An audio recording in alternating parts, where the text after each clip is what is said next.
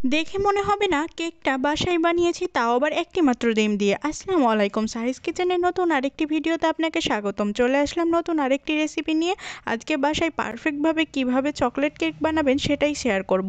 এখানে আমি নর্মাল টেম্পারেচারে একটা ডিম নিয়ে নিয়েছি, তারপর 1 কাপ পরিমাণ আমি দিয়ে দিলাম চিনি।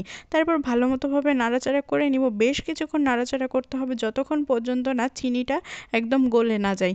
যতক্ষণ না পর্যন্ত গলে না যাবে ততক্ষণ পর্যন্ত কিন্তু তেল অ্যাড করা যাবে না। যখন গলে যাবে তখন আমি এখানে 1/2 কাপ পরিমাণ এখানে তেল অ্যাড করে দিচ্ছি। তারপর অল্প একটু লিকুইড দুধ নর্মাল টেম্পারেচারে ছিল সেটাই দিয়ে দিলাম। তারপর এখানে দিয়ে দিলাম একটা লেবুর রস এবং দিয়ে দিলাম অল্প একটু ভ্যানিলা এসেন্স। তারপর ব্যাটারটাকে ভালো মতোভাবে আবার মিশিয়ে নিতে হবে। বেশ কিছুক্ষণ মেশানো হয়ে যাবে যখন, তখন এখানে দিয়ে দিব 1.5 কাপের মতো ময়দা।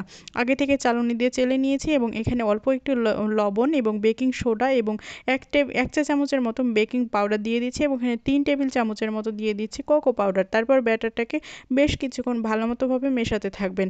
আমি ঠিক যেভাবে যে উপকরণগুলো বলছি সেগুলো আপনারা কিন্তু ফলো করবেন, তাহলে কেকটা একদম পারফেক্ট হবে। এবং অবশ্যই উপকরণগুলো আমি কমেন্ট বক্সে দিয়ে দিব, আপনারা চেক আউট করে নিতে পারেন।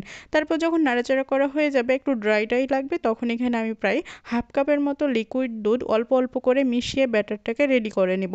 এই তো অল্প অল্প করে যখন মিশিয়ে এরকম একটা থিকনেসের ব্যাটার তৈরি হয়ে যাবে, তখন আপনারা কিন্তু দুধ দেওয়া বন্ধ করে দিবেন।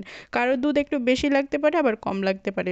তারপর ব্যাটারটাকে আমি সাইডে রেখে দিব। তারপর যে বাটিতে আমরা কেকটা রেডি করব, সেই বাটিতে তেল ব্রাশ করে অল্প একটু ময়দা উপর থেকে ছিটিয়ে এক্সট্রা ময়দাটা ঝেড়ে ফেলে দেব। তারপর যে ব্যাটারটা রেডি করে রেখেছিলাম, সেই ব্যাটারটা এই বাটিতে আমরা একে একটু একটু করে ঢেলে নেব। খুব সাবধানে ঢালবেন যেন সাইডে না পড়ে যায়।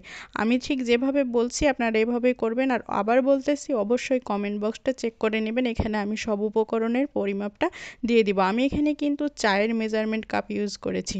এখন আগে থেকে 10 মিনিট আমি প্রিহিট করে নিয়েছিলাম। একটা স্টিলের পাতিলে আমি বালু দিয়ে দিয়েছি। তারপর 10 মিনিট মিডিয়াম হিটে প্রিহিট করে নিলাম।